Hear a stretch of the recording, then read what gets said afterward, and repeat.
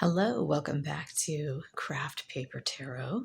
I am Craft Paper Tarot, and I do skeptic style readings of tarot cards, oracle cards, and I scribble on the brown paper. So these types of readings, a skeptic reading, if you're not familiar with it, is a way of looking at the cards, not necessarily that from the point of view that there is something necessarily sending these cards to you. It's really more looking at the cards as a way of organizing your thoughts and your feelings and helping you to tap into your intuition, kind of clear out the jumble so that you can figure out what you really think, because chances are you know what you think. So that's how it works. So today what I have the Tarot of the Absurd, which I believe is out of print. Love it so much. And we have the Wild Unknown Archetypes by Kim Krans. So first what I'm going to do is move stuff around awkwardly in camera. And let's pick a tarot card. Now, one thing that I do, there we go. Oh, we got two. All right, we'll stick with both of those. Something I'll do from time to time is I have a system that I call it the Lagniappe. And essentially what that is it's a card. It's an extra card. It provides a little bit of depth. It's just a little bit of an extra treat. So we've got two cards right here. And then these very pretty cards. I think people tend to not want to keep them in the box, but I like the box. Okay, I'm going to shuffle these a little bit more because it is a fairly new deck, and they do tend to kind of stick together a little bit because they are brand new cards, and they still kind of stick so that we don't keep getting the same ones over and over again. Oh, there's one. How about two? And you seem to want to come. Three. And how about Lagniappe over there? Okay. Let's put these away. And what I'm going to do is position these. So we have four that came forward and an extra. I believe what I will do, make sure that I'm centered. Now let's see, these two go with you. Go there. Do these two belong to you? This one feels good. This one feels good. This one feels weird. Yeah, that feels better. Okay, let's set this one aside and I'll bring it back. Okay, so to make it a little bit easier to upload all of these, I'm going to pause the camera and then I'm going to stitch these together. All right, we're back. We're back. So I shifted them around just a little bit. I'm still getting used to how to space these out. I kind of need a better camera setup, but oh well, it's a different conversation for another day. So first up, our first one, strength. Strength. Well, strength is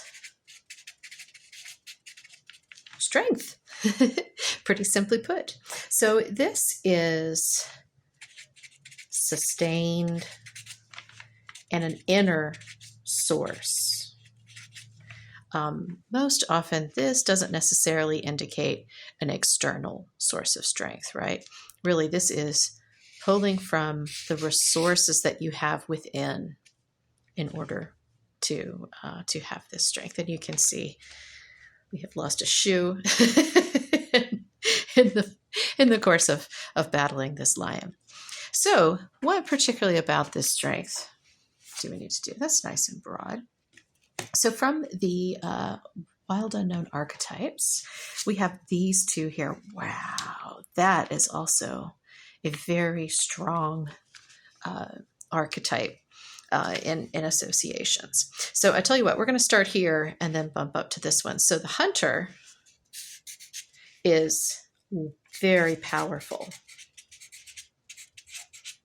In the book, she talks a lot about Artemis, who is, of course, a very skilled hunter and swift.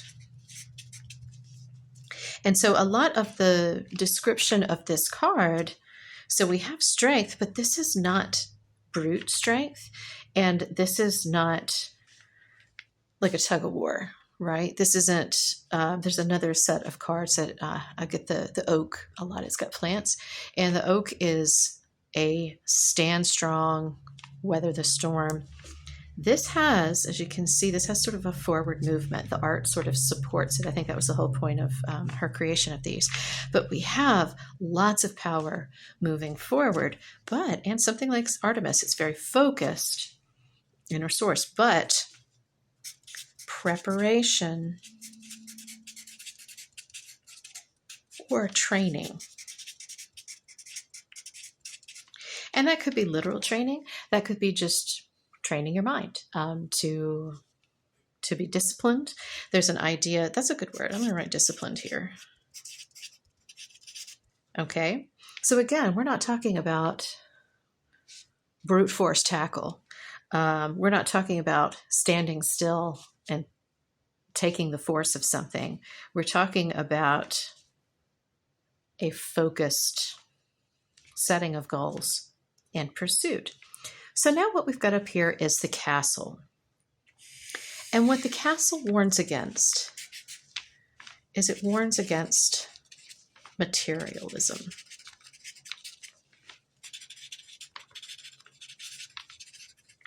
Okay.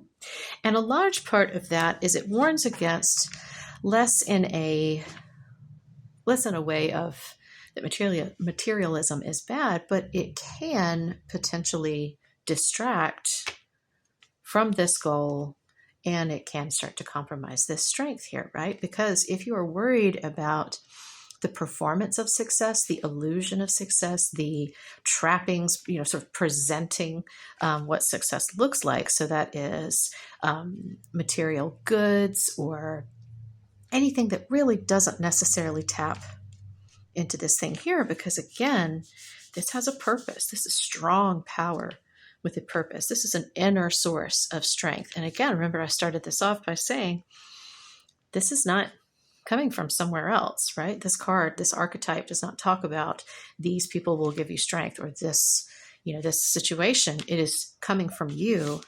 You are making a decision, and also you are the one who decides what says it's successful or not. Okay, so I'm going to pause again and so that I can split these up, because uploading yesterday took most of my life, and we'll come back and do this other side. Okay, we're back, new chapter, and we're going to look at this second side.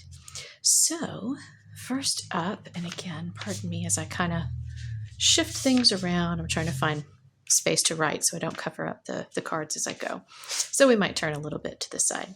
So first up, we have the Six of Cups, and it is inverted. And I do take inverted meanings when they are provided. So that one, let me draw it a little bit further down here. What I'm kind of seeing here is, coming hot off of the castle, which was to warn against materialism and everything. This is a little bit of a sense of nostalgia for simpler times. And one of the things I think particularly here, the phrase adulting, it's a drag. It's a drag to pay bills. Sometimes it's a drag to work a job so that you can have health insurance, as we have to do here in the United States. And so a lot of what I'm seeing with this Six of Cups is that you're feeling a little beat down. You're feeling a little wistful for simpler times. Or perhaps you're sort of tired of the pursuit. But of course, we're not talking about this pursuit. We're talking about this one, because perhaps it's empty for you.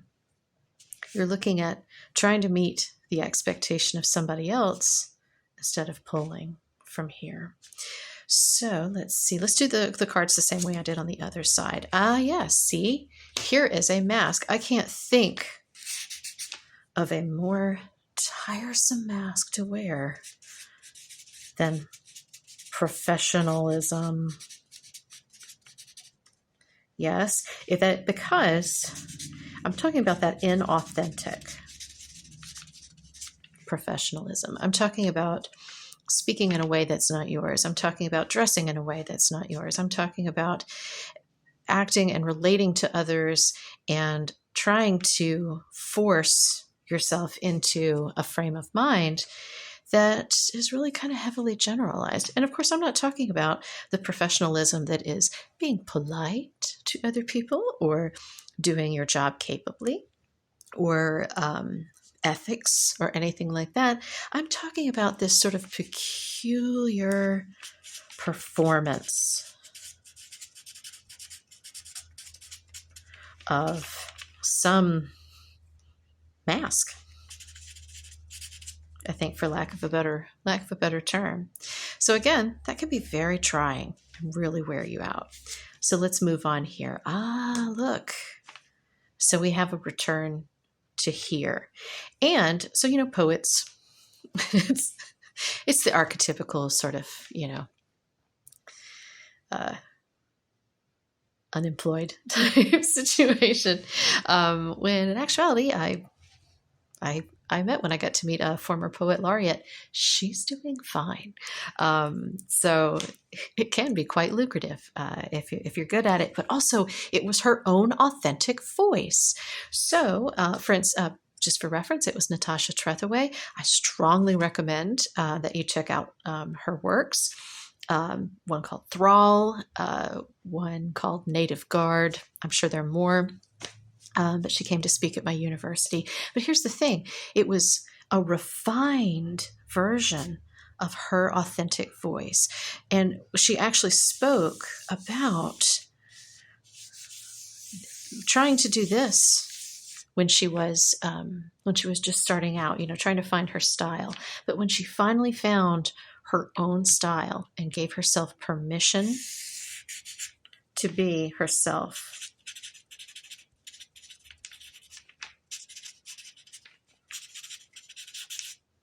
there's an L in there, but permission to be herself, let's say yourself,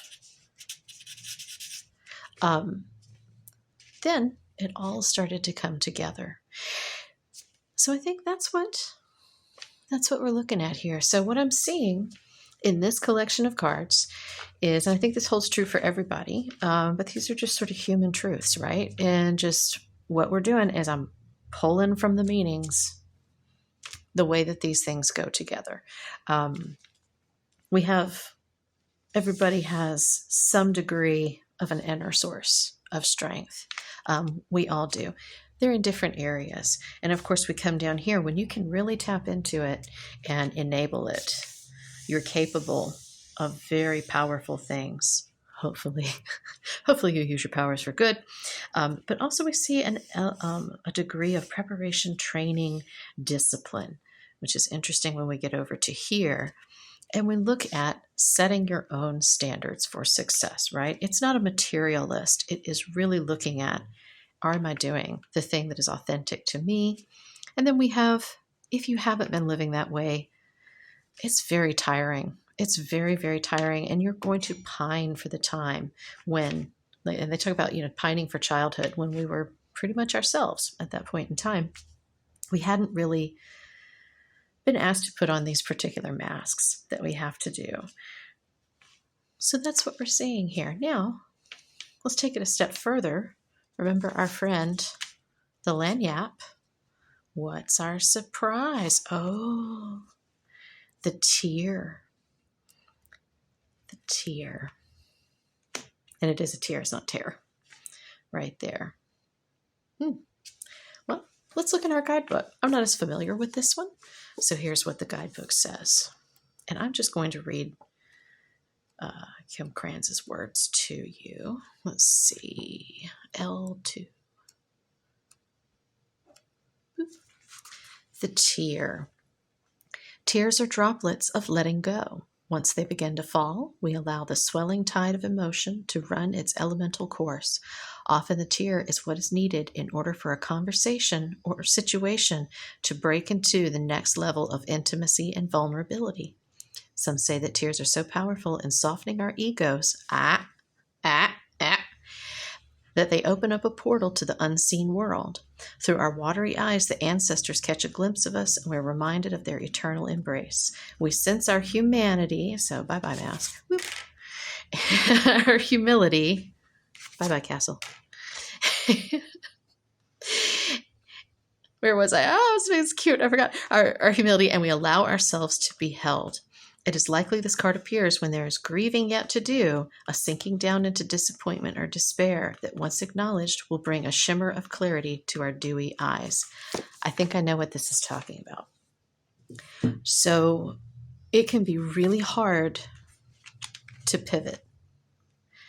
This can be really hard because facing that maybe this, bring them back, and this, oh, it's upside down.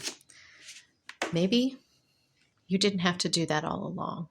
And you may feel a grief for the lost time, a nostalgia for the lost time. But don't wallow, right? Go, yep, okay. But you still have time, no matter how much time you have. You still have a little bit at least. So I hope you enjoyed this. This one was heavy. This one was big. But hopefully it helped you to organize your thoughts and think about something from a new perspective. Thank you. Bye-bye.